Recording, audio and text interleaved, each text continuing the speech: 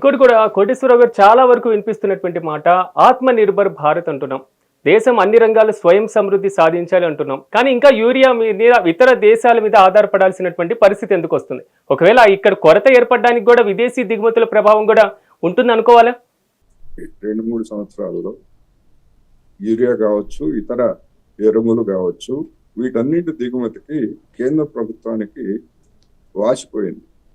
అంతకుముందు యూపీఏ పాలనా కాలంలో, అదేవిధంగా నరేంద్ర మోడీ గారు కొత్తగా అధికారానికి వచ్చినటువంటి 1-2 సంవత్సరాల్లో ఏటా ఎరువులకి ఇచ్చినటువంటి సబ్సిడీ మొత్తం కేవలం 80,000 కోట్లు మాత్రమే.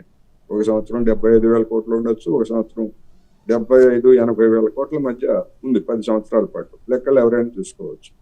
కానీ అంతర్జాతీయ మార్కెట్లో తర్వాత వచ్చినటువంటిది ముఖ్యంగా ఉక్రెయిన్ యుద్ధం కావచ్చు, కరోనా కావచ్చు, ఇట్లా రకరకాల కారణాలతోటి ఆ బిల్లు ఎంత పెరిగిందో తెలుసా? 184,000 కోట్లకు పెరిగింది సగటున గడిచినటువంటి కొద్ది సంవత్సరాల్లో. కేంద్ర ప్రభుత్వం భరిస్తూ ఉంది అది. ఎందుకంటే భరించకపోయేట్లయితే రైతులు తిరుగుబడతారు. ఎందుకని భరిస్తా ఉంది? నోరు మూసుకొని ఢిల్లీ దగ్గర ఏడాది పాటు జరిగినటువంటి రైతు ఉద్యమం ముందుకు తెచ్చినటువంటి సమస్యలు అవే కదా. వ్యవసాయం గిట్టుబాటు కావట్లేదని సరిగ్గా ఆ సమయంలోనే అంతర్జాతీయ మార్కెట్లో విపరీతంగా ధరలు పెరిగిపోయాయి. ఆ ధరలకి ఇక్కడ ఉన్నటువంటి రైతాంగానికి ఎరువులు కనుక అందించేట్లయితే మొత్తం దేశవ్యాప్తంగా ఆందోళన వస్తుందని భయపడి అప్పటి వరకు 80,000 కోట్లు ఉన్నదాన్ని 1,80,000, 1,90,000 నేను చెప్పేది సగటున. ఇంత ఖర్చు పెట్టడానికి ఇంత పెట్టినటువంటి పెద్దలు మరి అదే మొత్తాలని ఆ 70,000 కోట్లు, 80,000 కోట్లు లేదా 1,00,000 కోట్లు సంవత్సరానికి కేటాయించి ఒక 5 ఏళ్లలో 10 ఏళ్లలో దేశంలో అవసరమైనటువంటి యూరియా, ఇతర ఎరువుల ఉత్పత్తికి అవసరమైనటువంటి ప్లాంట్లని, ఫ్యాక్టరీలని కేంద్ర ప్రభుత్వం పెట్టడానికి ఎందుకు ముందుకు రావట్లేదు? ఇది అసలైనటువంటి సమస్య. ఎంతైనా పెట్టి మేము కొంటాము, ఎంతైనా పెట్టి మేము భరిస్తామని చెప్తారు. ఓకే, మీరు భరించండి, తప్పదు మీకు.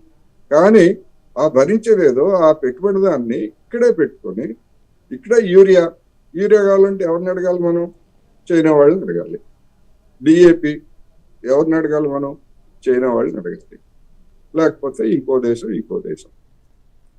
యూరియా చైనా దేశంతో గాల్వాన్ లోయతో మనకి తగాదా వచ్చిన తర్వాత మరి వాళ్ళు ఆపారో లేకపోతే వాళ్ళ దగ్గర మనం కొంటాం ఏంటని చెప్పేసి వీళ్ళు ఆపారో మనకైతే తెలియదు. కానీ చైనా నుంచి డిఏపి, యూరియా మొత్తం దిగుమతులని ఆపేశారు.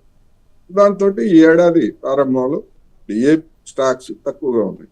ఇప్పుడు సీజన్ కనుక 2 తెలుగు రాష్ట్రాల్లో యూరియా సీజన్ అయింది.